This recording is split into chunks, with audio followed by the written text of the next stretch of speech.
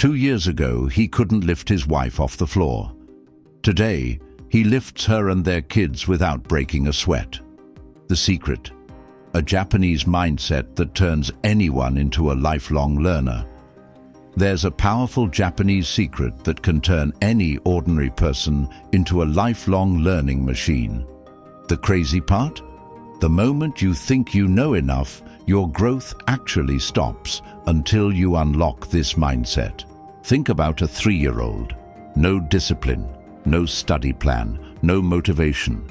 Yet they learn more in 1 year than most adults learn in 10. Why?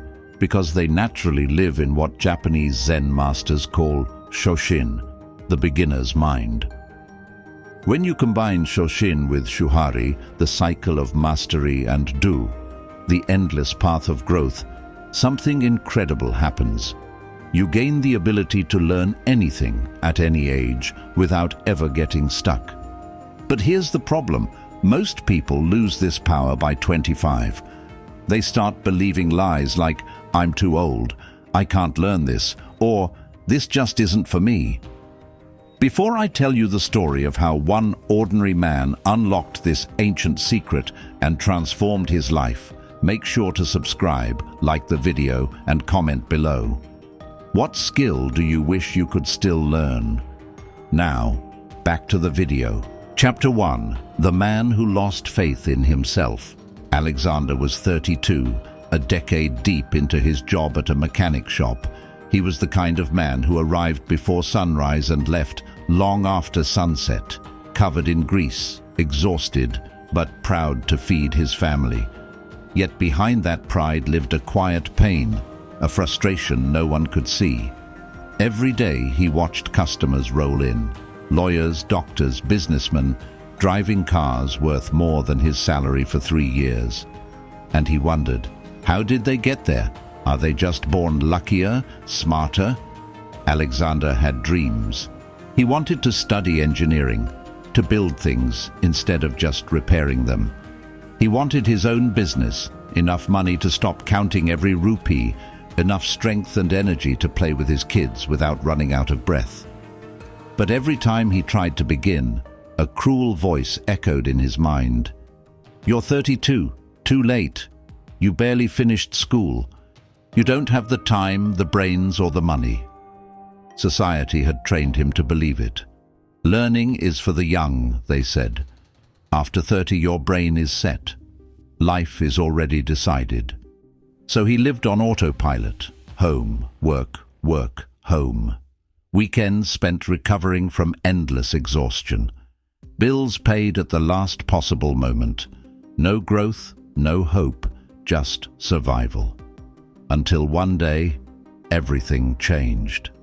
Chapter 2. The Day Everything Fell Apart. It was a quiet Saturday.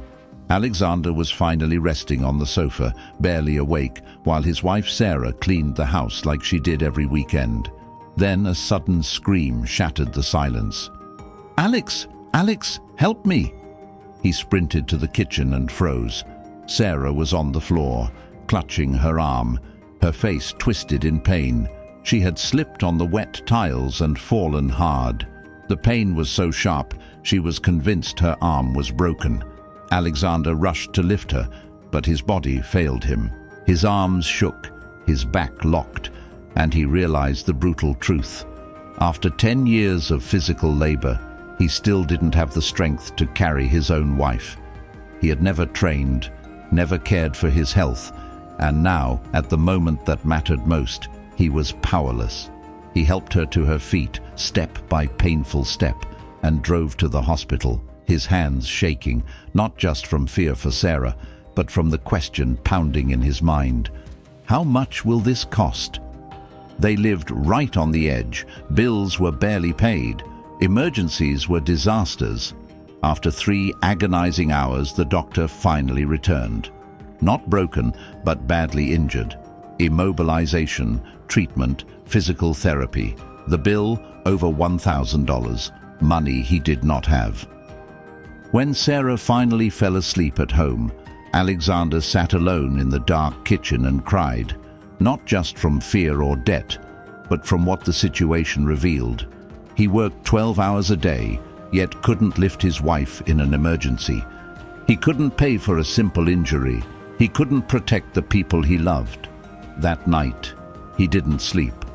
He stared at the wall until sunrise, whispering to himself the hardest truth of his life. I need to change. I can't live like this. I refuse to stay this man. But how? Chapter 3. A Desperate Search. On Monday, Alexander couldn't focus on work. His mind was locked on one thing. I have to change. He wanted to study, earn more, fix his health, and become the man his family needed. But he had no clue where to start. That night, he grabbed his phone and began searching everything. How to make money, how to study after 30, how to start a business. Within days, his feed exploded with financial gurus, productivity hacks, and courses that promised riches overnight. Alexander consumed all of it. Videos until 2 a.m., courses bought on credit, notes, spreadsheets, plans. He tried a finance course, completed every lesson but had no money to invest.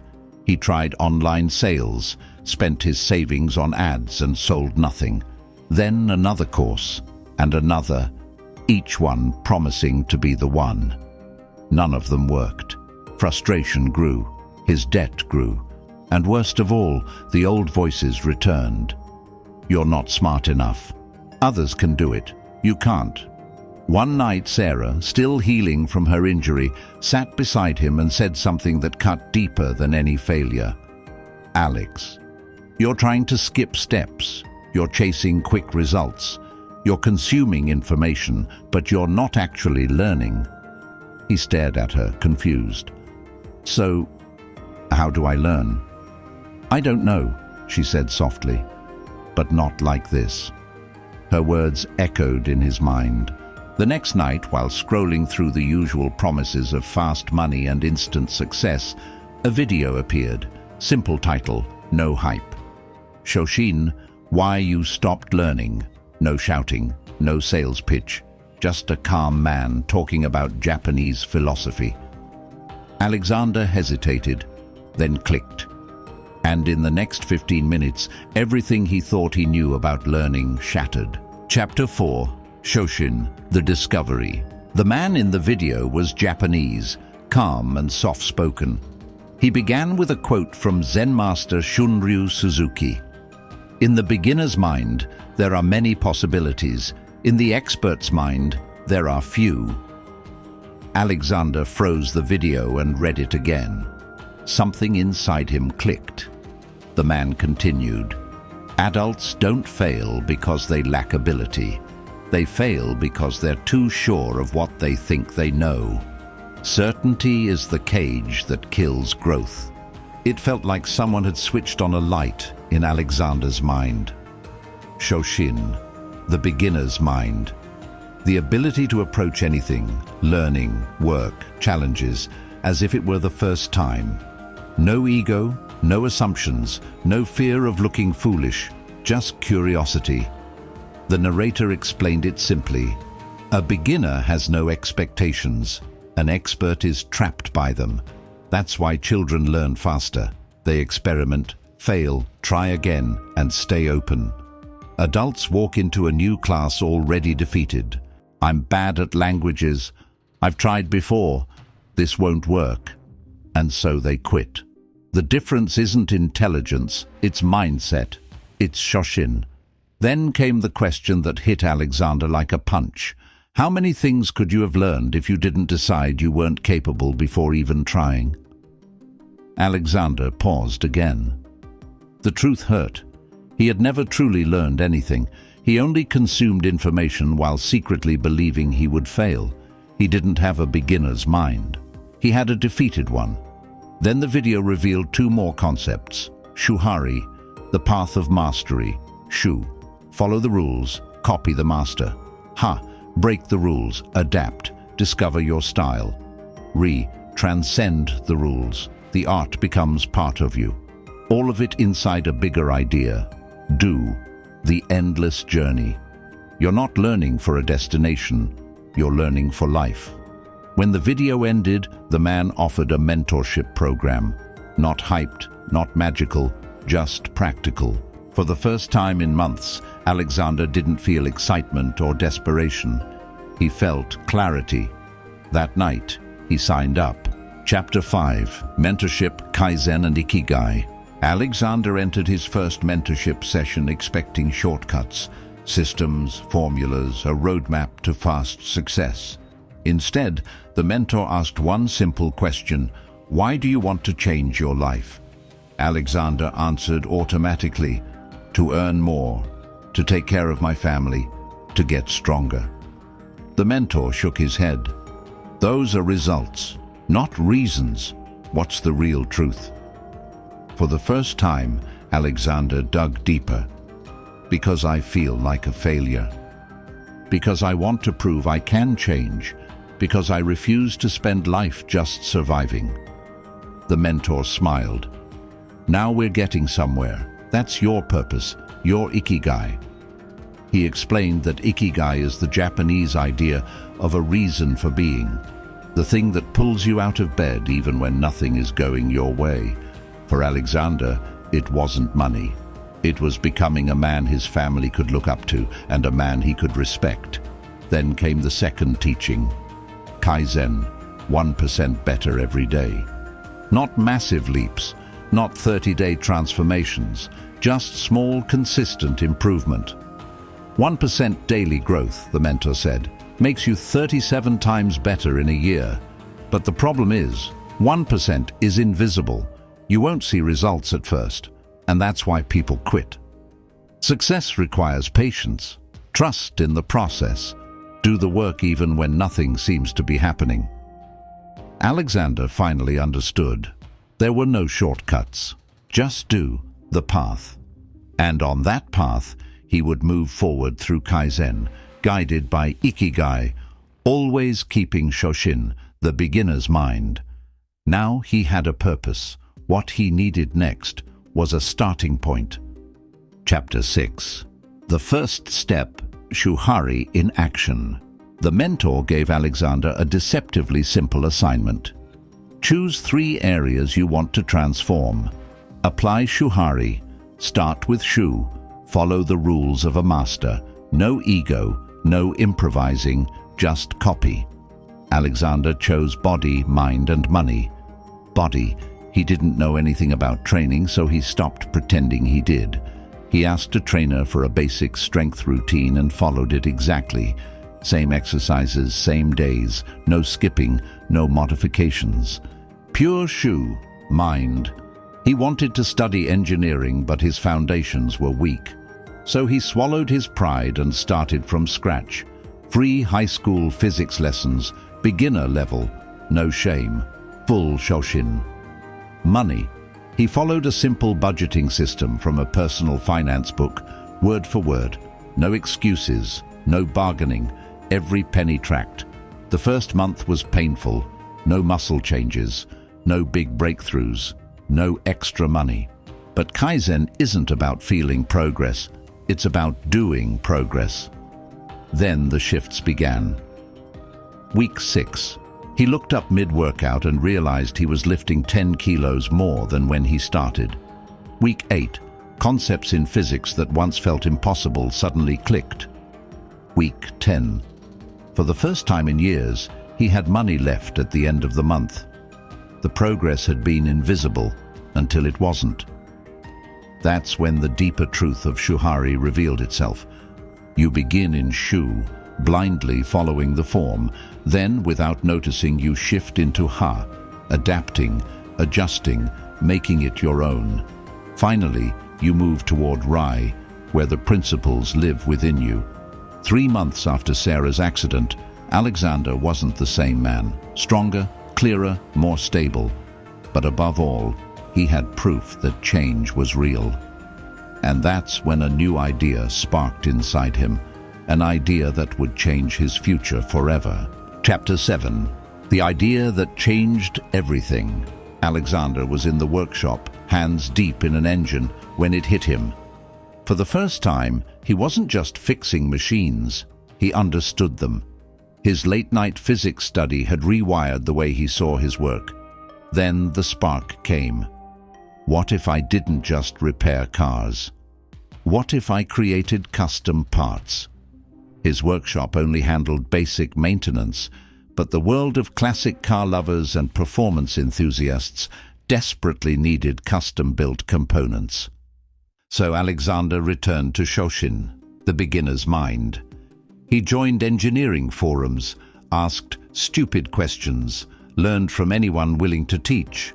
No ego, no shame, pure curiosity. At night, he enrolled in a mechanical engineering course. When he was too exhausted after work, he slept early and woke at 5 a.m. to study for an hour. Kaizen, 1% every day.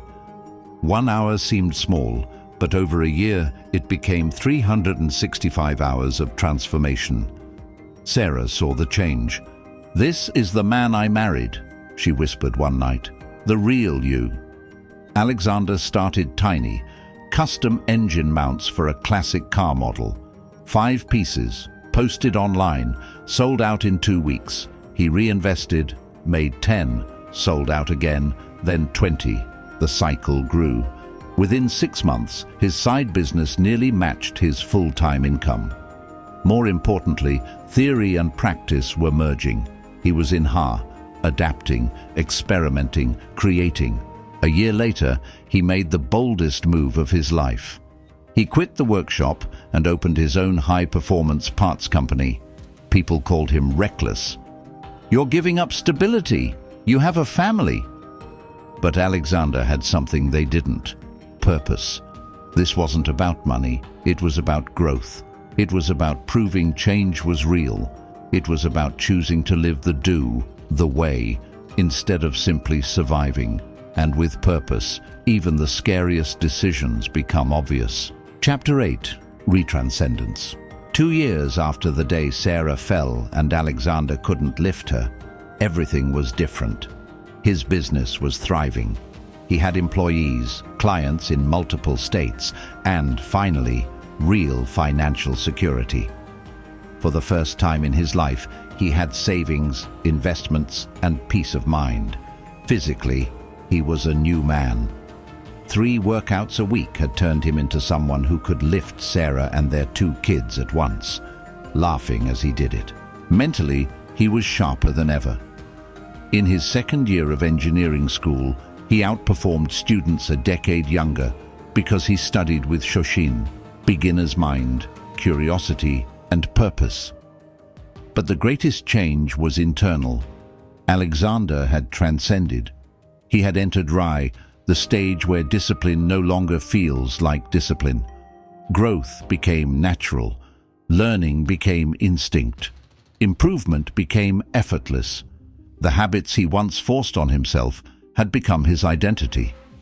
One day, a young employee asked, "Boss, how do you do it all? Work, school, training, family.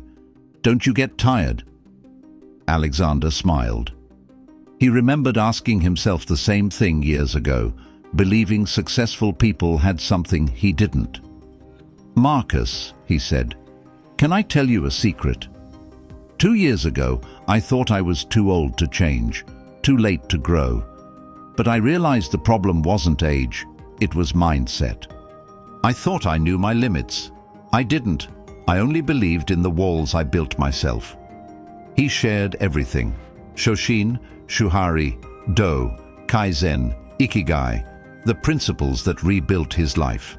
"So, anyone can do this?" Marcus asked.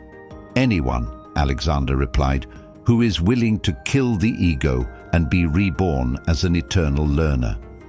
Modern science backs this up. Dr. Carol Dweck's research shows that people with a growth mindset learn dramatically faster than those who believe ability is fixed. Studies prove that age has no correlation with learning ability, but belief does. Neuroscientist Dr. Andrew Huberman explains that neuroplasticity stays alive as long as you stay curious, focused, and unafraid to make mistakes. That's the paradox of growth. You must be humble enough to be a beginner, yet confident enough to believe you can master anything. And the balance is found in do, the way. You're not trying to arrive. You're simply walking the path. True masters never stop being students. They become better students. That's why Alexander kept growing long after others plateaued. He never stopped asking questions. He never assumed he knew enough. He lived in the endless learning mindset. So now, the real question is this: where are you? Are you still the version of yourself who thinks it's too late? That growth is for others, not you. The truth is simple. You don't know your limits because you've never truly tested them. Alexander didn't transform because he found a secret shortcut. He transformed because he let go of the ego and embraced the courage to begin again. Shoshin, the open mind. Shuhari, follow, adapt, transcend. Do, the lifelong path. Kaizen, 1% better every day. Ikigai, the reason you rise each morning. This isn't a trick. It's a way of living. And when you embrace it, you don't just change what you know, you change who you are. If this resonated with you, tell me, what skill have you always wanted to learn but believed it was too late for? Because a beginner's mind has no limits, only infinite possibilities.